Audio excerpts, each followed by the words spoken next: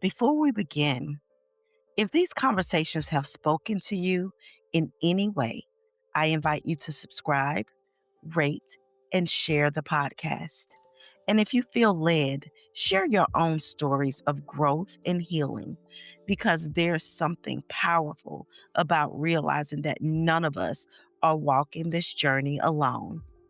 I'm Imana, and this is Dandelion Chronicles, where we explore healing, faith, growth, and the beauty that can emerge from life's hardest seasons. Now, let me ask you something. What are you trying to control right now? Your relationships, your children, your future, your emotions, the way people see you, the outcome of something that hasn't happened yet? And what if the need to control everything is actually fear asking to feel safe? What if your exhaustion, overthinking, inability to rest, your hyper independence, or your need to manage everything around you is not because you're strong, but because somewhere along the way you've stopped believing it was safe to let go? I think many of us confuse control with safety. I know I did. For a long time, I believed peace would come from finally controlling my environment, my relationships, my finances, my future, and even myself. I believed that if I could just manage everything correctly, maybe life would stop hurting me. But life doesn't work that way, and neither does healing. I think my relationship with control began very early in life. There were many moments growing up when I felt that I had no control over my own body, emotions, or environment. I quickly learned that safety could disappear without warning. Joy could be taken away suddenly. Freedom could shift based on someone else's moods, expectations, or decisions. And over time, fear became familiar to me. Not loud fear, quiet fear. That kind that teaches you to walk carefully through life. That kind that makes you hyper aware of everyone around you. That kind that slowly convinces you that safety only exists if you stay prepared. I ran away from home many times as a child, not because I was rebellious, but because I wanted freedom, autonomy. I wanted to actually be able to breathe. And maybe some of you know what that feels like.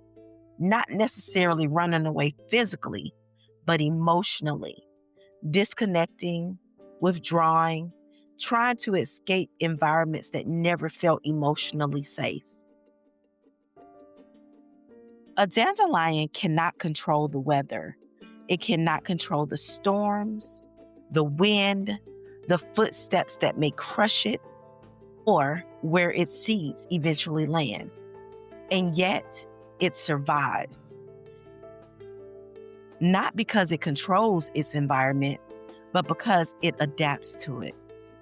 A dandelion closes when light disappears, not because it's weak, but because it's responding to its environment. I think many of us do the same thing. When life becomes unpredictable, when fear becomes familiar, when safety feels uncertain, we close. Not because we're broken, but because we're trying to survive. Later in life, I entered a relationship that reinforced everything fear had already taught me. There were threats, manipulation, and certainly fear. One day he told me, "I'm your God now." And another time he told me that if I ever tried to leave, one of us would die. And honestly, those threats were more terrifying than the actual physical abuse that I endured. Because fear keeps the body in a constant state of anticipation. You never fully relax, never fully exhale. You never fully feel safe. And somewhere inside myself, I made a decision. After this relationship, I would never relinquish control of myself to another human being again. At the time, I thought that decision was strength, but really, it was survival. And maybe you've done this too. Sometimes when people grow up without emotional safety, physical autonomy, or stability, they become adults who try to control everything around them. Not because they're manipulative, but because control feels safer than vulnerability.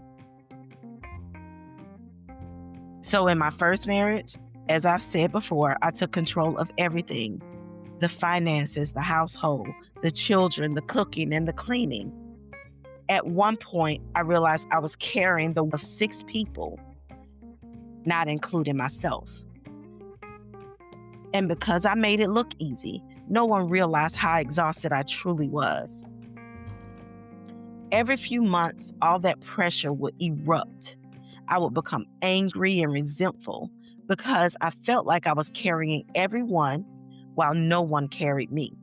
But the truth is, I had built a life where control became my identity. Then in my second marriage, I tried surrendering some of that control. I allowed him to lead the household. But when that trust was mishandled, I returned right back to my old ways because surrender felt dangerous to me. And maybe that's the part that many people don't understand. People who grew up powerless do not struggle with control because they love power. They struggle with control because they fear pain. Control becomes an attempt to prevent abandonment, to prevent disappointment, to prevent chaos, and to prevent fear from ever touching them again. But eventually, control becomes exhausting. Because no matter how tightly we grip life, we cannot control the wind. God eventually showed me something life-changing. My expectations of other people were also a form of control. I expected people to show up in a certain way, to protect me in a certain way, and to love me in a certain way. And underneath all of those expectations was fear. Fear of being hurt, of being abandoned again, and of being not enough. God also showed me something that's even harder to admit. Some of the things I criticized in my mother, I had unknowingly repeated. And sometimes I spoke for my children instead of allowing them to develop their own voices. I overmanaged, I overprotected, I overcarried. Not because I wanted to control them, but because fear had taught me that control keeps people safe. But fear cannot create peace. Only God can do that. There's a scripture in 2 Timothy 1:7 that says, For God has not given us the spirit of fear, but of power and of love and of sound mind.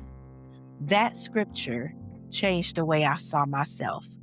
I had spent years thinking, I must control everything to be safe. I must anticipate pain. I must carry everything myself. But God began teaching me something different. Peace does not come from controlling life. Peace comes from trusting in the one who holds it. And trust didn't happen overnight. It happened through prayer, through studying scripture, through obedience, through abiding in God daily. John 15:4 says, "Abide in me and I in you." The word abide means remain, staying connected, like a dandelion, remaining rooted in the soil while opening itself to the light. A dandelion does not fight endlessly with the wind. It bends, adapts, and remains rooted. And when light touches it, it opens, not fearfully, naturally. And when I remained connected to God, something slowly began shifting inside of me. My fear loosened its grip.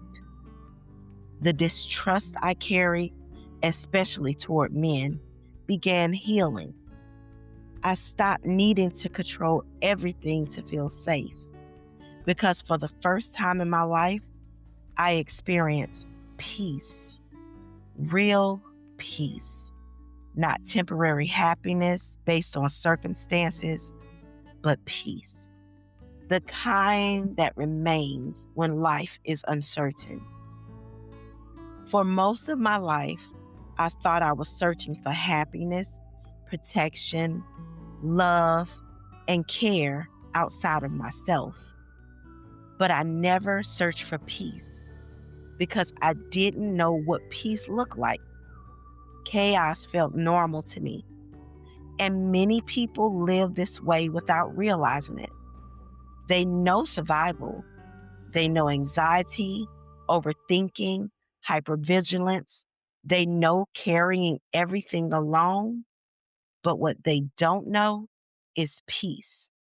Yet, Isaiah 26:3 says, "You keep in perfect peace those whose minds are stayed on you." That scripture became real to me because happiness came and went with circumstances, but peace became my daily experience as long as I remained connected to God through prayer and scripture.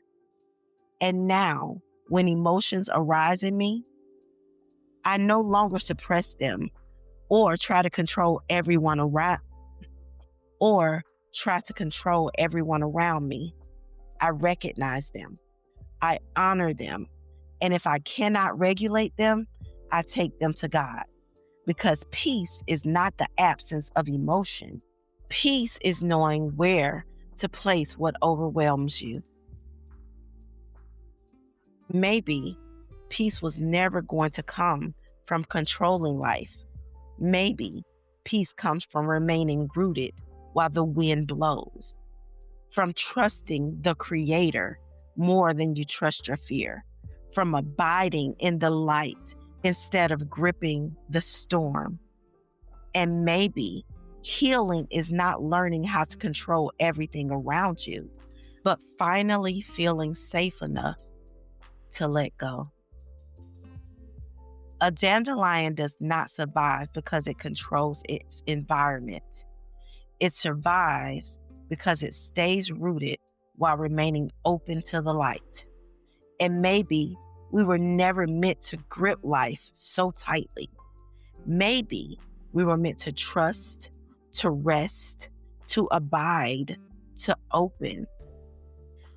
So, if you've been exhausting yourself trying to hold everything together, I want you to know this. You don't have to control everything to be safe.